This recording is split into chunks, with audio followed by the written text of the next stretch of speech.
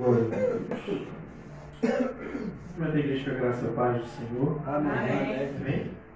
Coloca de pé mais um pouquinho. Vamos esticar um pouquinho a perna. Tem alguém cansado? Tem alguém cansado aí? Tem alguém cansado? Não. Amém. Abra comigo lá no Evangelho de Marcos, capítulo de número 8.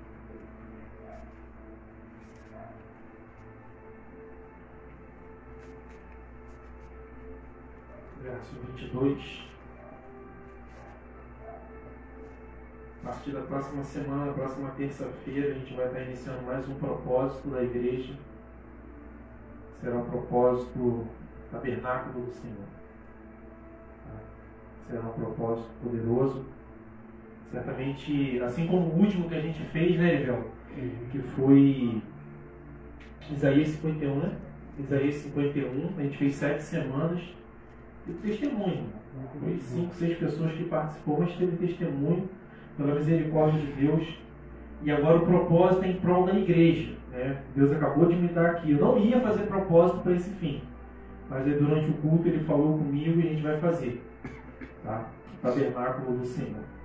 Amém? Evangelho de Marcos, no capítulo 8, a partir do verso 22.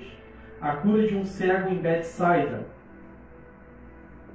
Todos acharam? Amém. Diz a palavra de Deus. Eles foram para Betsaida e algumas pessoas trouxeram um cego a Jesus, suplicando-lhe que tocasse nele. Verso 23. Ele tomou o cego pela mão e o levou para fora do povoado. Depois de cuspir nos olhos do homem e impor-lhe as mãos, Jesus perguntou: você está vendo alguma coisa? Verso 24. Ele levantou os olhos e disse: vejo pessoas. Elas parecem árvores andando. Verso 25. Mais uma vez, Jesus colocou as mãos sobre os olhos do homem. Então seus olhos foram abertos e sua vista lhe foi restaurada. E ele via tudo claramente. Jesus o mandou para casa, dizendo: não entre no povoado. Amém? Amém. Feche seus olhos por um minuto. E eu quero que você medite no trecho da palavra que diz: e ele via tudo claramente. Esse é o trecho que eu preciso que vocês meditem nesse momento, para a honra e glória do Senhor Jesus Cristo. Santíssimo Deus, eterno Pai, graças te damos porque mais uma terça-feira o Senhor reuniu a tua igreja, o teu povo, para te adorar. Somos gratos a ti porque o teu Espírito Santo, mesmo quando estamos desanimados, caídos, feridos, perdidos, angustiados, ele vem, nos consola, nos restaura, nos levanta, nos anima, nos fortalece, nos capacita.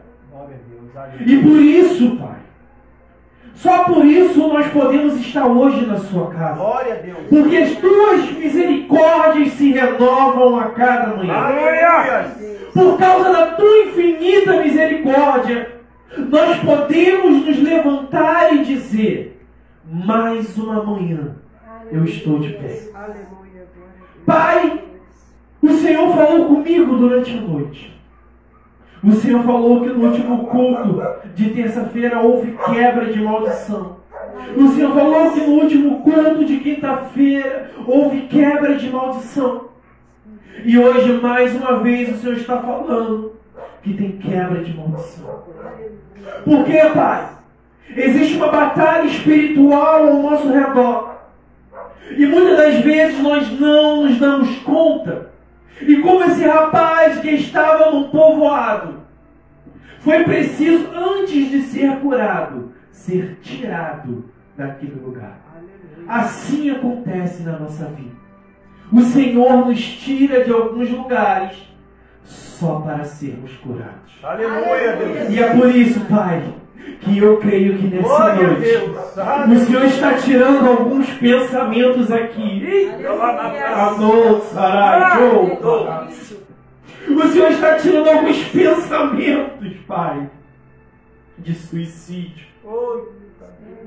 O Senhor está tirando alguns pensamentos, oh Espírito Santo, de depressão, de perseguição espiritual, de fraqueza, de desânimo, Deus.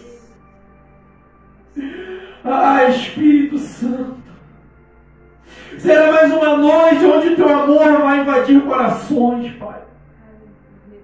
E, Pai, eu posso dizer que só nisso eu já sou mais que vencedor em Cristo Jesus. Porque o Teu amor nos alcançou nessa noite, Pai. Sim, Deus. Muito obrigado, Jesus. Toma esse ambiente em Tuas mãos. Que não seja eu, mas seja o Teu Espírito Santo a ministrar sobre vidas aqui, Pai.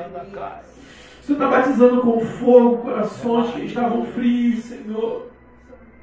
Oh, Espírito Santo, esse espírito de temor que está caindo sobre a igreja, esse ambiente sendo tomado por um fogo que não podemos, Pai, parar.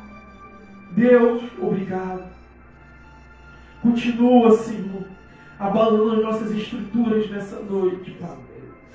Em nome de Jesus, Pai, nós agradecemos a Ti, Pai, desde já. Amém e amém. Pode sentar em nome de Jesus. Louvado seja o nome do Senhor. Oh, Espírito Santo. A cura de um cego em Betsaida.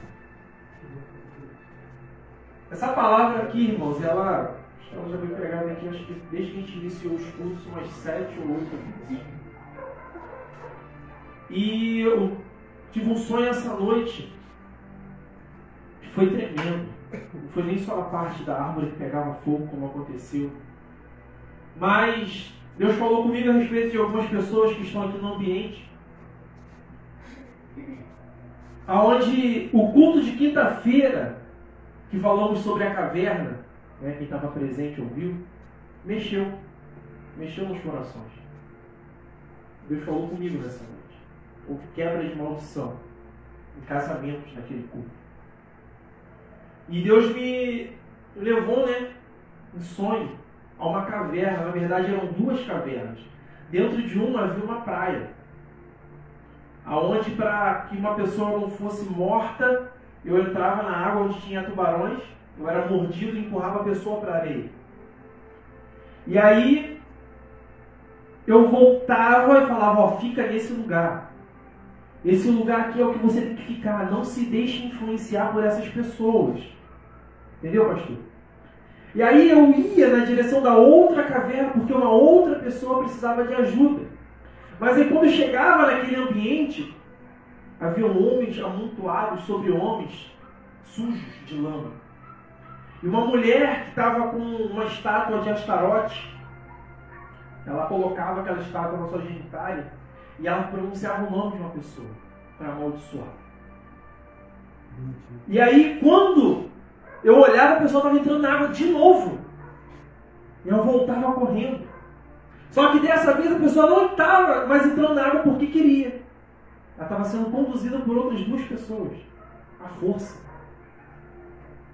E aí eu fiquei pensando, quando eu acordei no sonho, e eu falei, caraca, o que eu vou pregar hoje? Parei de pensar no sonho. Deus me deu essa palavra. Deus me deu essa palavra. Eu tinha tido também o sonho com a árvore, daqui a pouco a menina estava chamando ali, estava pegando fogo lá embaixo. E aí eu fiquei meditando, e agora nesse momento eu posso ver que realmente é de fato o que Deus queria falar. Se a gente pegar essa palavra e esmiuçar ela, a gente vai ver algumas coisas no cenário que vão chamar a nossa atenção. A primeira coisa é que quando Jesus chega no ambiente, a palavra vai dizer assim, algumas pessoas trouxeram quem? Um cego, a Jesus. Está dizendo que é parente? Sim ou não? Não. Está dizendo que é amigo? Sim ou não? Não. Não era nem parente nem amigo. Está dizendo que algumas pessoas trouxeram um cego a Jesus. suplicando-lhe que tocasse nele. Por quê? Por que, assim como a gente já viu em tantas curas de Jesus, a pessoa chega, ó filho de Davi, tem misericórdia de mim, vou tocar na orla do manto, com tantas passagens de referência, com tantas pessoas que falavam de Jesus, naquela época, será que aquele rapaz cego não sabia ou não tinha ouvido falar de Jesus ainda? Eu acredito que sim. E a gente para analisar essa palavra. No verso, ele termina. Que depois que eles suplicam a Jesus que tocasse nele, olha o que está escrito. Ele tomou o cego pela mão e o levou para fora do povoado. Amém. Entenderam agora? Por que o ambiente não era do rapaz? Por que Jesus não curou ele imediatamente? Por que naquele momento a palavra vai dizer, né, em algumas passagens, você pode estudar depois, que em alguns trechos da vida de Jesus, em alguns cenários que ele passou, os discípulos estavam ativos no ambiente, não é verdade? Renata leu aqui sobre João 4. Ali a palavra foi ativa, a presença dos discípulos. Tem outros. Só que ali é Jesus e quem?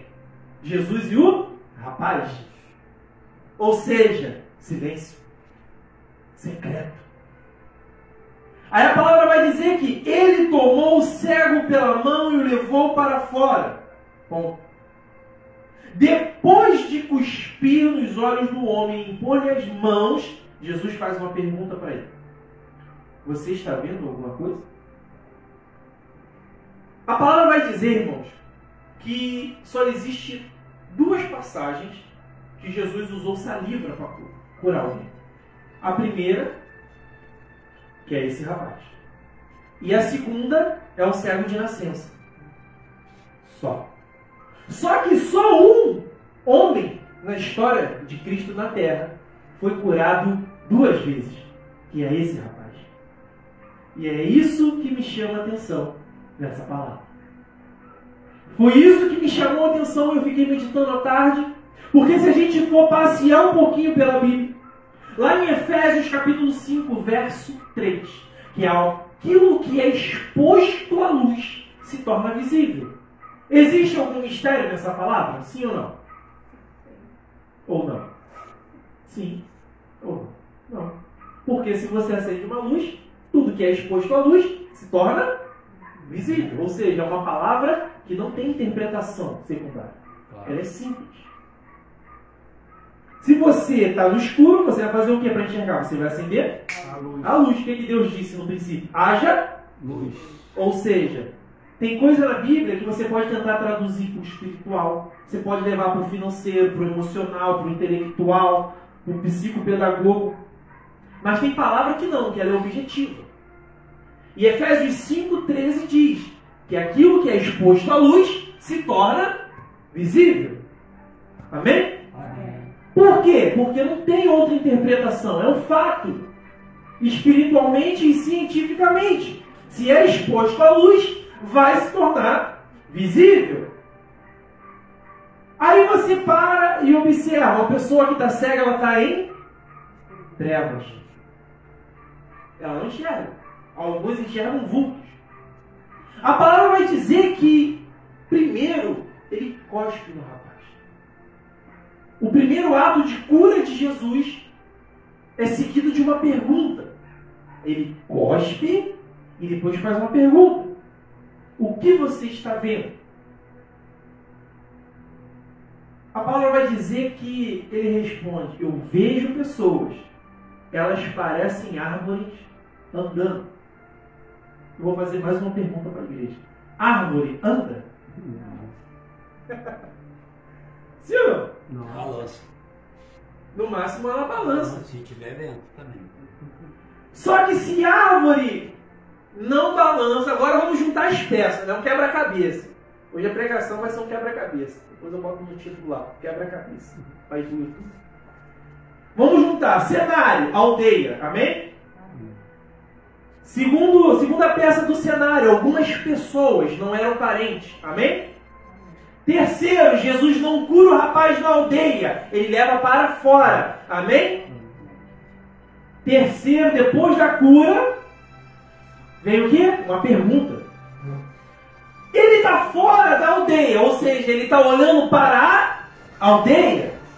E quando ele está distante da aldeia, e ele está olhando para a aldeia, ele fala, eu vejo árvores andando, só que árvore não anda. Então deixa eu dizer uma coisa para você, então eu quero que você fique bem ligado nisso.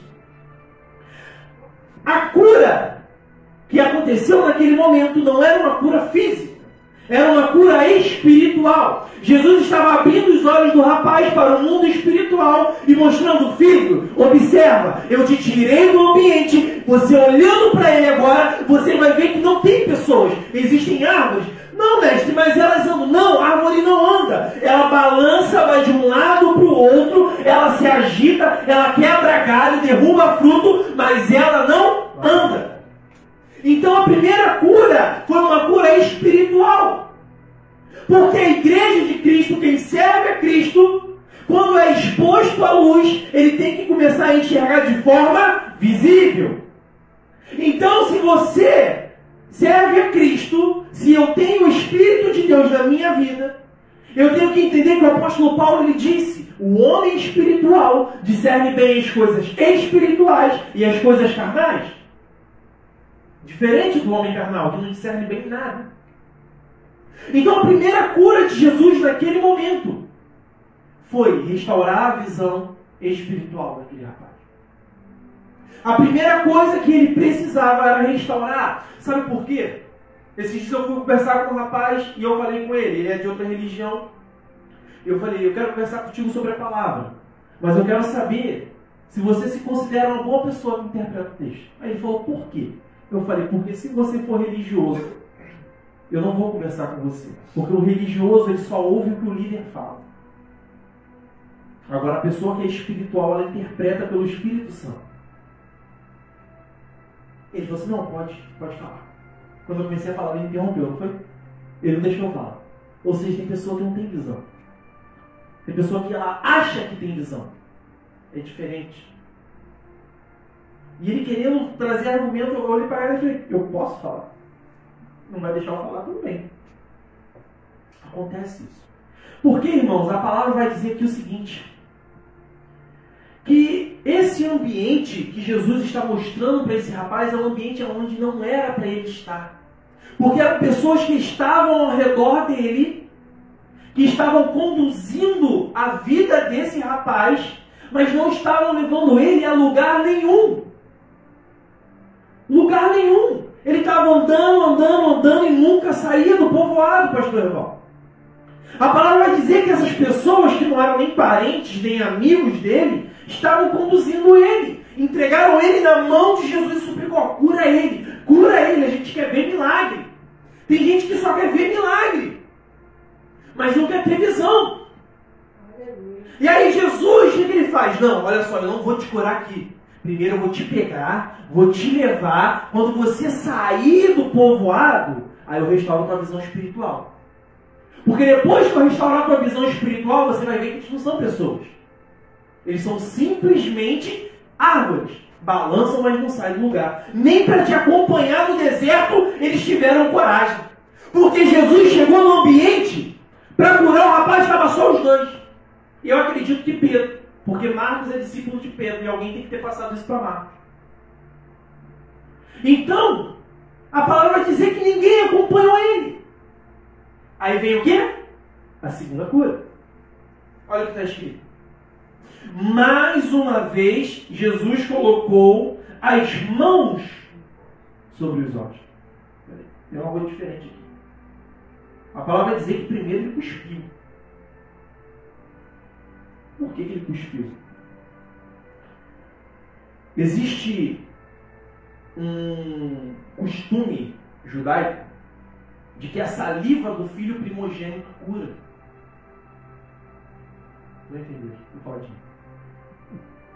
Se Jesus é o primogênito do filho e a saliva dele cura entre família e ele está cuspindo nos olhos do rapaz, isso faz do rapaz o quê?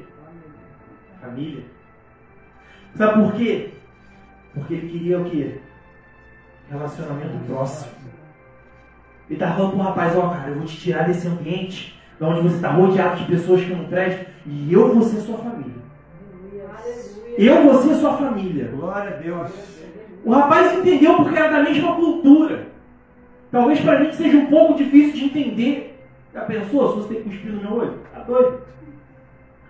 Mas aí você pega o ambiente ali, onde esse rapaz não sabia quem eram aquelas pessoas, e Jesus chega falando, cara, eu vou te tirar daqui e eu vou cuspir nos seus olhos. Nossa, mas aí você é meu irmão mais velho. Sim, agora eu sou. Agora sou eu que vou tomar conta. Então a gente começa a juntar o quebra-cabeça. Aí veio a primeira cura com o cuspe, a segunda já é com a imposição de mãos. O que a imposição de mãos representa na palavra de Deus? Autoridade. Tanto é que o apóstolo Paulo fala, nunca impõe as mãos precipitadamente sobre a cabeça de alguém. Então quando Jesus coloca a mão, ele está falando, agora eu vou restaurar a autoridade. Eu não vou só curar, porque Jesus ele não cura somente. Ele não chega somente para curar você, não. Quando ele chega na minha e na sua vida, ele chega para fazer a obra por completo. Então ele veio com a imposição de mãos para curar e restaurar a autoridade. Aí a palavra vai dizer que então seus olhos foram abertos. E sua vista lhe foi restaurada. E ele via tudo claramente. Aleluia. Agora olha que interessante no verso 26. Jesus o mandou para casa dizendo, não entre no povoado. Ou seja, não era a casa dele, né? Ou seja, o ambiente já não era para ele estar desde o princípio. Tem ambiente que não é para a gente entrar. Tem ambientes que se você entrou não é para você permanecer. E tem ambientes que às vezes você vai entrar sem querer e vai ficar sem ter forças para sair. E Jesus vai entrar para te tirar. Mas ele vai fazer algo a mais. Que é o quê? Trazer visão e autoridade sobre a tua vida. Aleluia. Glória a Deus. Sabe por quê? Para você entender aonde que é a tua casa. E vou te dizer mais. A sua casa não é no meio do povoado. Porque ali tem pessoas que estão querendo te guiar, mas não têm visão. Porque a pessoa que tem visão, ele não fica te conduzindo de um lado para o outro, mas não quer entrar no deserto contigo. Porque a palavra diz que Jesus tira o rapaz do povoado e vai para o deserto. Mas eles não acompanham. Então, a palavra diz em 1 João capítulo 4, quer saber quem é teu amigo? Faz ele confessar Cristo. Se não confessa Cristo, não é teu amigo. É assim que a gente parte de um entendimento para saber quem a gente pode contar ou não. Aí eu fiquei pensando na visão, falei, agora eu entendi. Por que aconteceu isso na visão? É por isso que a gente tem que tomar cuidado. É por isso que quando a gente ora, a gente tem que orar com estratégia. A gente tem que entender, se Deus permitiu a gente entrar na caverna pelo motivo certo, como foi com Davi, ele vai dar visão. Agora, se a gente entrou pelo motivo errado, como Elias, ele vai fazer você passar a visão para outro. Foi o que aconteceu. Então a gente tem que começar a entender esse princípio. A gente tem que começar a entender que essa palavra do Evangelho de Marcos, ela é muito mais simples e também muito mais profunda do que a gente consegue enxergar com os nossos olhos carnais. Porque talvez hoje você vai falar assim, nossa, poxa, diferente. Eu nunca tinha pensado por esse modo. Mas amanhã você vai estar numa situação e aí você vai olhar e vai assim, mas o que está acontecendo que minha vida não anda? Eu tenho tantas pessoas que me apoiam nos meus projetos. Eu tenho tantas pessoas que falam bonito, que me motivam. Rodrigo, a gente via muito disso. Falam de coach, técnicas e isso e aquilo. Mas são o quê? São árvores. São árvores. A pessoa nunca sai daquilo. Não adianta querer produzir frutos para que não gere sementes frutíferas. Então a gente tem que entender, partir de um princípio a quem a gente deposita a confiança de ser guiado. E a partir desse princípio, a gente está num culto de torre de vigilância, onde, né, Miguel, o propósito é a edificação. Quando o Senhor nos deu esse tipo de reunião, Ele falou que seria um culto onde a gente ia buscar palavras para edificar a nossa vida. E aí, essa palavra eu entendo e quero passar para a igreja. Cuidado com o ambiente onde você está. Cuidado com as pessoas que te cercam em alguns ambientes. Se elas não estão te guiando para dentro de um povoado onde você não conhece ninguém. Às vezes vai parecer legal no começo. Às vezes no começo é todo mundo amigo. Às vezes no começo todo mundo é fechamento. Mas e depois, quando você for retirado dali por Jesus? Será que vão continuar do seu lado? Porque do lado desse rapaz não tinha ninguém. Mas Jesus se fez irmão mais velho dele. Jesus se fez amigo. Jesus restaurou a visão espiritual e a autoridade desse rapaz só para uma coisa. Sabe qual foi o propósito? Ele voltar para casa. Amém? Amém. O propósito da vinda de Jesus até Betsaida não foi para pregar. A palavra diz que ele pregou? Não. A palavra diz que ele curou mais alguém além do rapaz? Também não. Mas ele entrou no povoado. Então Jesus ele vai chegar em alguns cenários da nossa vida só para tirar a gente. E a gente fica com aquela cara de bocó, mas por que isso não deu certo na minha vida? Porque o povoado não é para você. É simples. Tem coisa que acontece na nossa vida que a gente fica procurando resposta e a resposta está na palavra. Poxa, mas eu estava com tanta certeza que dessa vez ia. Aconteceu comigo. Várias vezes. Não foi só uma vez. Dessa vez eu achei que ia. Mas não aconteceu. Porque tem coisa que se Deus permitir continuar acontecendo na sua vida, você vira mais uma árvore. Você vai começar a balançar de um lado para o outro. E nunca vai andar. Olha que interessante. Em alguns momentos a palavra diz que Jesus nos compara à árvore. Mas tem momentos que Ele não quer que você seja árvore. Quando Ele te compara à árvore, é em qual sentido? Raiz, frutos, ciclos, porque a árvore ela persiste durante ciclos, né? Verão, outono, inverno, primavera. Então, quando Jesus nos compara à árvore, é num sentido de crescimento. Agora, se você é uma árvore que não anda, do que adianta? Do que adianta? Aí você olha para a sua vida e você fica sempre infeliz. Você vem a um culto, você sai cheio, quando chega em casa, começa a lembrar das contas e fala: nossa, paga um monte de coisa. Já foi-se a glória de Deus. Aí você lembra dos problemas. Não acredito. Já não lembra nem mais da pregação. Porque você fica pensando naqueles problemas. Porque tua visão está como árvore. Está fixada. Você, quando vai no culto, você balança, mas você não se permite quebrar. Amém? Porque a palavra vai dizer em Levítico, capítulo 6, verso 8, que Deus ele faz uma exigência para Moisés. Ele fala: Moisés, chama Arão e conversa com ele. Tá, o que quer que eu falo? O fogo sobre o altar tem que queimar continuamente. Fogo só queima com o quê? Combustível. Seja carvão, gasolina ou lenha. Não é verdade? Ou seja, lenha vem da onde? Estou quase matando a charada. Quebra-cabeça está quase junto já. Se o combustível do fogo é árvore, e Jesus te compara, me compara a árvore, quem faz o fogo acender na igreja?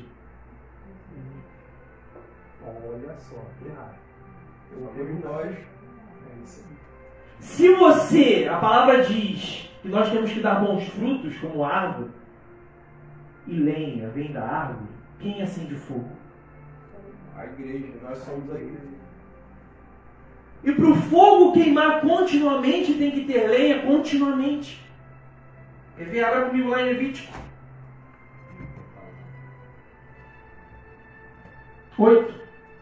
6, 8.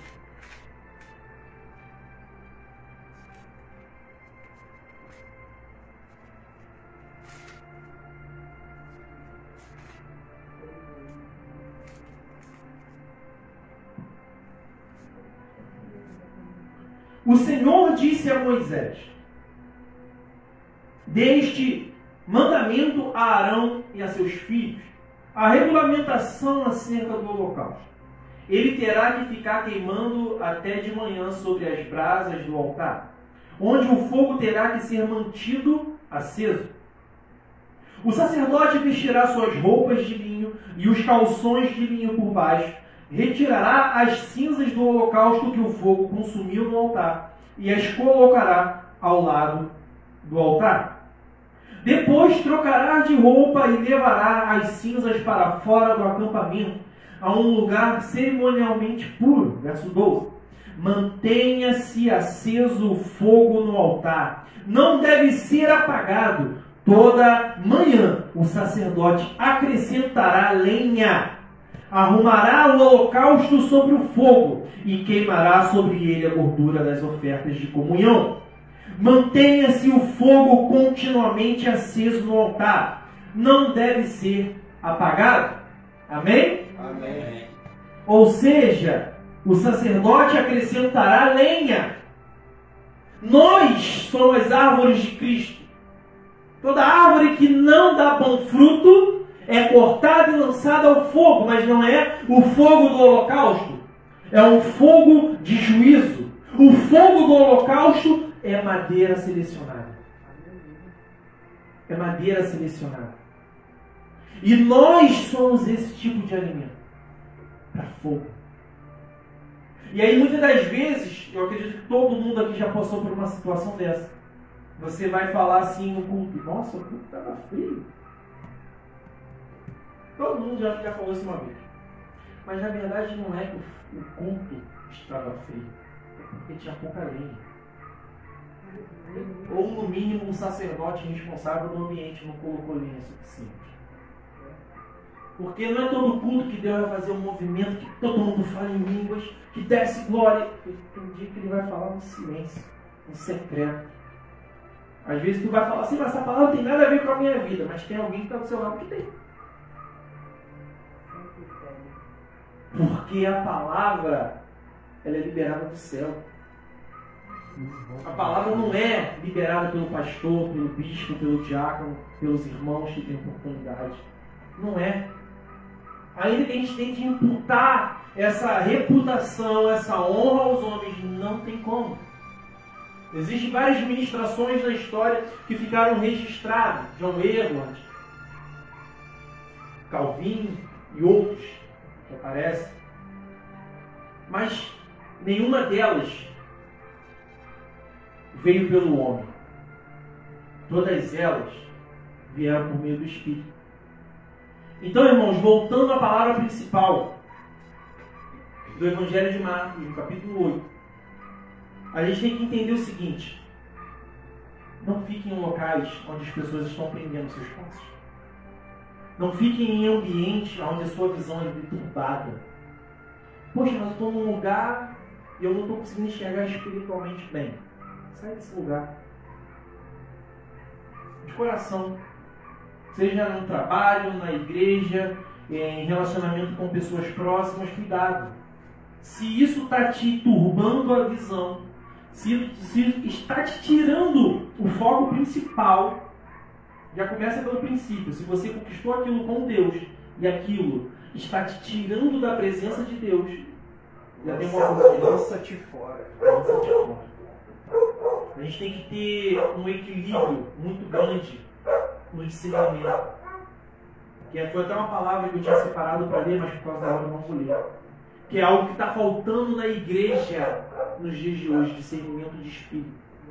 Está faltando isso. Porque eu acredito uma coisa: se o que aconteceu com esse rapaz aqui fosse nos dias de hoje, eu duvido que ele ia acreditar que aquele ato ali fosse um ato de Deus. Me tirar do meio dos meus amigos? Nossa, Deus é amor. Não, Deus não quer me separar dos meus amiguinhos. Já eu pensar logo assim. Se fosse eu, não. Jesus não separa, Ele une. Por quê? Porque entrou um coach motivacional. Então a gente tem que tomar cuidado. Deus separa sim. Vamos parar de achar que Deus não separa, porque Deus separa. Deus tira. Deus tira. Vai estar na palavra dele. A palavra diz assim, muitas pessoas usam até uma vez, o evangelista precisa usar essa palavra para me confrontar. O que Deus uniu não separa o homem. Eu falei, mas tu sabe se foi Deus que uniu? Já começa pelo princípio. Eu fui o primeiro a ser arrancado, só tá faltando o Davi só. Entendeu? Eu falei, cara, você sabe se foi Deus que uniu para tu falar que não deve separar? Então cuidado com o que você está falando. Para de usar a palavra de Deus como escudo para os seus erros. Não, irmão, você está muito exaltado. Eu falei, não, estou exaltado não. Porque tem palavra que tem interpretação, tem palavra que ela é fiel ao propósito. Então, irmão, a gente tem que tomar cuidado. Está num ambiente desse de guerra espiritual, ou profissional, ou intelectual, que seja o algo. Olhe, Deus, dá para me sair desse ambiente? Está deturbando minha visão, está acabando com o meu foco, eu não sei para onde ir, as coisas não fluem na minha vida, e o que eu devo fazer? Olhe, porque certamente Deus vai te tirar desse ambiente. Amém, irmãos? Amém. Vamos nos colocar de pé, fazer uma oração final.